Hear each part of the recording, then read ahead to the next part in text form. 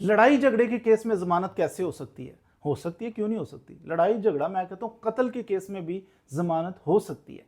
कैसे होगी? सबसे पहली चीज, जमानत, आपकी लड़ाई हो गई है, आपको हाई अलर्ट रहना है कि कोई फड्डा शड्डा आज मेरा हुआ है, तो इसके बाद नॉर्मली होता क्या है? एफआईआर होती है। दोनों पार्टियां आपस में झगड़ा हुआ है, दोनों को दस्तों गिरेबान थे, चोटें आई हैं, जख्म आए हैं। अब दोनों का काम है थाने में जाकर रिपोर्ट करें। जो पहले जाएगा उसकी होगी एफआईआर, जो बाद में जाएगा उसका होगा कि ये जनाब एफआईआर हो गई, इसका क्रॉस वर्शन दर्ज। एफआईआर एक इवेंट, एक जो वाकया हुआ है उसकी दो एफआईआर नहीं होंगी। एफआईआर एक होगी, दूसरी पार्टी जाएगी वो कही हमारे साथ भी ज्यादती हुई है, उसकी भी दर्ज कर लेंगे, उसी एफआईआर के अंदर क्रॉस वर्शन दर्ज कर लेंगे। ये तो पहली बात कि जब कोई फड्डा शड्डा हो, कोई लड़ाई हो गई है, उसके बाद थाने में एफआईआर होती है, दूसरी पार्टी का क्रॉस वर्शन होता है। अगर कुछ दोनों पार्टी, अगर तो एक नहीं मारा है तो फिर ज़ाहिर है जिसने मार खाई है वो एफआईआर करवाएगा। तो अगर दोनों की लड़ाई हुई है ना, दोनों तरफ से कुछ हुआ है, तो फिर एफआईआर और दूसरी पार्टी का क्रॉस वर्शन, पहली बात। दूसरी चीज ये होगी, होते सार एफआईआर, पहला काम जो आपने करना है वो आपने वकील से रब्ता करके तो आपने प्री अरेस्ट बेल, जमानत कबल अज गिरफ्तारी करवाने की कोशिश करनी है। वकील साहब का काम है भागदौड़ करके उन्होंने कहना अच्छा जी जल्दी करवा दो, ज़रा एफआईआर की कापी ले आओ, ज़रा अपना आईडी कार्ड की कापी लेके आओ, तैयार करके वकील साहब ने उसी दिन दायर करके उसी दिन आपकी ज़मानत हो जानी है, फ़ौरन हो जाती है। लेकिन इसे कहते हैं कच्ची ज़मानत। ज़रा मॉडर्न टच दें तो इसे कहते हैं इंटरम बेल हो गई। इंटरम जाते साथ जज कहता है अच्छा जी कोई नहीं, ज़मानत कबल गिरफ्तारी आपकी हो गई। ज़मानत कबल गिरफ्तारी होगी आपकी कुछ दिनों के लिए, एक हफ्ते के लिए हो सकती है, 10 दिन के लिए हो सकती है, फिर जज आर्जी तौर पे ज़मानत आपको देता है फ़ौरन। फिर अगली तारीख आती है, दूसरी पार्टी को भी बुलाया जाता है, फिर जनाब आपको एक और डेट मिल सकती है, चलो कोई 5-7 दिन और तो इसे खींचा जा सकता है, कुछ डेटें ली जा सकती हैं। बाद में जज उसका फाइनल फैसला कर देता है कि इसका क्या करना है। अगर तो एक पार्टी का कसूर है, एक पार्टी ने हमला किया, जख्मी किया, जो भी सिलसिला किया ना, तो फिर उस पार्टी को देखा जाता है, उसका कसूर देखा जाता है, उसके दफात जो लगती हैं वो देखी जाती हैं, मेडिकल जो हुआ है वो देखा जाता है, खुदा न खासा डेथ हुई है तो उसका पोस्टमार्टम। ये सारी चीज़ें देख के पुलिस की तफ्तीश क्या है, ये चीज़ें देख के जज सा फैसला करते हैं।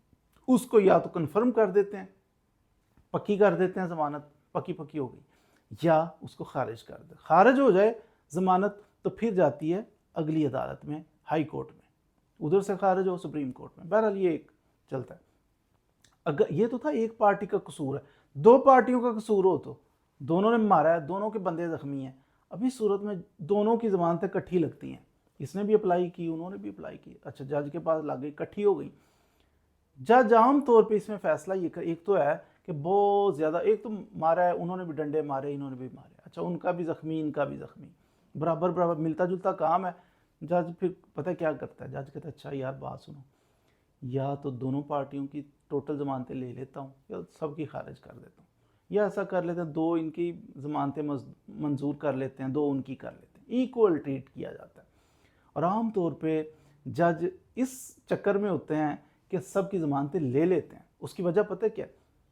क्रॉस वर्शन का जब केस होता है ना, अब दो पार्टियां लड़ाई, दस्तों गिरेबान, जज कहता है ये पार्टियां दस्तों गिरेबान हुई, मारा, अब ये अभी नहीं पता चलेगा, तफ्तीश वगैरह होगी केस की, कोई गवाहियाँ आएंगी, कोई सबूत आएंगे, तो फिर एंड पे जाके जज ने फैसला करना है मेन केस का, समझ लगेगी कसूर किसका है, कौन झूठा है कौन सच्चा है, ये तो साबित होना है अभी केस में। तो इसलिए मैं अब फौरन क्या फैसला करूं कि कौन सी पार्टी इनमें से अग्रेसर थी, किसने अटैक पहले किया था, और कौन सी ऐसी पार्टी है जो बेचारी अपने आप को बचाते हुए उनको कुछ करना पड़ा है। तो अग्रेसर जो पार्टी है वो बदमाश होती है, उसको ज़्यादा सख्ती करनी चाहिए। लेकिन इस स्टेज पे, ज़मानत की स्टेज पे, समझ नहीं आ रही कि अग्रेसर था कौन, बदमाशी की पहले किसने, तो इसलिए समझ नहीं आ रही। तो वक्ती तौर पे सबकी ज़मानतें ले रहे हैं, कौन सा हम मेन केस में बरी कर रहे हैं, मेन केस सुना जाएगा, गवाह आके गवाहियाँ देंगे, तो एविडेंस सारी कलेक्ट करेगा तफ्तीशी, फिर फैसला करेंगे, जो गुनहगार हुआ उसको ढेर सारी सजा देंगे कितने सालों की, तो जो बेगुनाह हुआ उसे छोड़ देंगे। लेकिन अभी सरे दस्त दोनों पार्टियों के बंदे जख्मी हो तो जज कहता है चलो ऐसा करो कि इन दोनों को ही रिलीफ दे दो, या दोनों को ही नहीं देता, वो भाग के फिर अगली अदालत में जाते हैं, वकीलों की मौजें लग जाती हैं, नीचे वकील फ़ीस लेते हैं, आगे हाई कोर्ट जाते हैं, हाई कोर्ट वाले वकील फ़ीस ले लेते हैं, सुप्रीम कोर्ट जाते हैं, सुप्रीम कोर्ट वाले वकील फ़ीस, मज़ा आता है।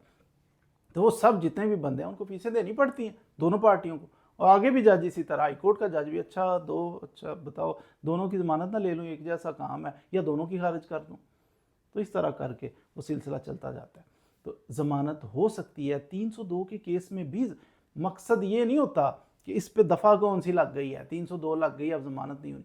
देखा ये जाता है 302 लग गई, झूठी तो नहीं लगी, बाद में 302 लगी होती है, लेकिन ऐसा ब्लंडर बेवकूफ़ों वाली FIR होती है कि वो बंदा, लाहौर में मर्डर हुआ है 2 बजे, तो वो बंदा 2 बजे कराची के अंदर मौजूद था, ऐसी एविडेंस सॉलिड होती है, तो उसकी ज़मानत क्यों नहीं हो गई? तो इसलिए सेक्शन बड़ा छोटा लगने से ज़मानत का ताल्लुक नहीं है। FIR की स्टोरी जो है उसके अंदर कोई ऐसा ब्लंडर, खामियां ना बड़ी बड़ी हों, मोटी मोटी खामियां पड़ी हों। अच्छा जी, बंदे आए 5, इन्होंने आए, इन्होंने मारा मारा मारा, बड़ा मारा, मार दिया बंदा, अच्छा मार दिया, इसके अंदर किसी बंदे को कोई स्पेसिफिक रोल ही नहीं दिया। होता है ना बंदा, वही 5 बंदे आए थे, 5 बंदों ने मारा, किसी ने सर में मारा है, किसने सर में मारा था, किसी ने फायर मारा है सीने पे, दिल पे लगा है, किसने मारा था ये फायर पता नहीं, वो मारा, बंदे आए इन्होंने मारा तो मर गया। वो जज कहते हैं मारा 5-7 बंदे आए उन्होंने मारा, एक फायर लगा हुआ है, मैं 7 बंदों को ज़ाय मौत दे दूँ, क्या करूँ? तो केस हो गया ना कमज़ोर। तो देखिए अगर 7 बंदे आए, उन्होंने क्या मारा, किसने मारा, एक खड़ा था उसे थप्पड़ मारा, अब उसका केस और बनेगा, फायर मारा उसका केस और बनेगा, छुरी मारी केस और बनेगा, टांग पे फायर मारा केस और बनेगा, सीने पे मारा केस और बनेगा।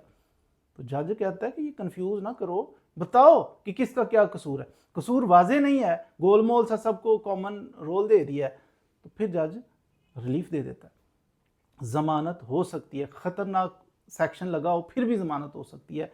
बाज़ दफ़ा केस बनाने में, केस लिखाने में, FIR लिखवाने में बड़े बड़े ब्लंडर हो जाते हैं। बाज़ दफ़ा FIR वकूआ हुआ है, बंदा मरा है, लेकिन हम बंदे गलत उसके अंदर डाल देते हैं, झूठे नाम डाल देते हैं, नुकसान हो जाता है, केस तबाह हो जाता है। ज़मानत क्या, बंदा बरी हो जाता है। तो केसेस के अंदर ज़मानत हो सकती है और इन ग्राउंड्स के ऊपर आमतौर पर ज़मानत जज ले लेते हैं।